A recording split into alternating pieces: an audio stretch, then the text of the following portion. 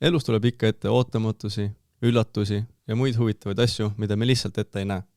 Sellest lähtuvalt teeme me vigasi. Me oleme ikkagi inimesed ning see on paratamatus. Kuid vigadega on see huvitav asi, et on olemas kahte sorti inimesi. Need, kes õpivad neist ning need inimesed, kes neist ei õpi. Liiga sageli ei mõistame ka vigade tähendust. Peame neid lihtsalt tüütusteks, kui pigem väärtuslikeks õppetundideks. Nii takistame aga oma enda arengut. Teadus räägib, et päris õppimine algab alles vea tegemise momendil. Ajuuuringud näitavad, et vea tegemise hetkel muutub meie aju oluliselt aktiivsemaks ning ka õppimisvõimelisemaks. Võtame ka näite reaalsest elust, kooli, ning vaatame selle põhjal, kuidas võiks veale läheneda ning kuidas oleks parem mitte läheneda. Siin on meil kaks õpilast, Jüri ja Malle. Vaatame lähemalt Mallet. Malle on stressis, ta on vihane ning ta on selle töö juba läbi kukkunud. Aga läheme korraks tagasi hetke, mil Malle esimest korda selle töö läbi kukkus.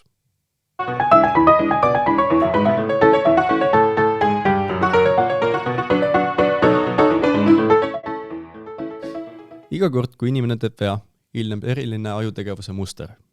Terav negatiivne elektriline aktiivsus, mis on kõige aktiivsem just pea ülaosas. Elektrilised signaalid tuvastavad vea ja saadavad hoiatussignaali teistele ajuosadele ühenduste kaudu, koondades inimese tähelepanu, et vähendada uute vigade tegemise tõenäosust. Lisaks sellele on aga ülimalt oluline ka vea enesele teadvustamine ning selle analüüsimine. Malle seda kohe kindlasti mitte ei teinud. Ta ei tahtnud isegi oma vigadele mõelda. Ta lihtsalt hävitas oma töö ja liikus oma eluga edasi.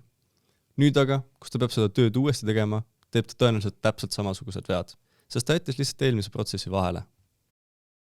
Vaatleme nüüd Jüri. Ka Jüri kukkus oma eelmise töö läbi, aga hoolimata Mallest tahab Jüri oma vigadest väga õppida. Ta jättis oma eelmise töö alles ja lahendab ülesandeid, mis sarnanevad neile, mis talle töö ajal raskusi valmistasid.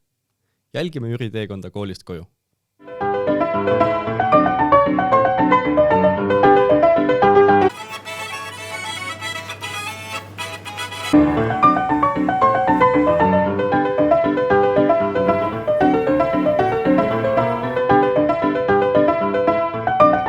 Selline pühendumus kandis Jüril vilja. Yes, ma ei ole disgrace, no! 2021. aastal viidi läbi teaduslik uuring, kus uuriti häid õppeid ning halbu õppeid.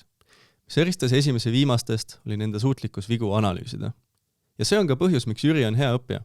Ta vaatas oma vigadele otsa, tegi omad järeldused ja õppis neist.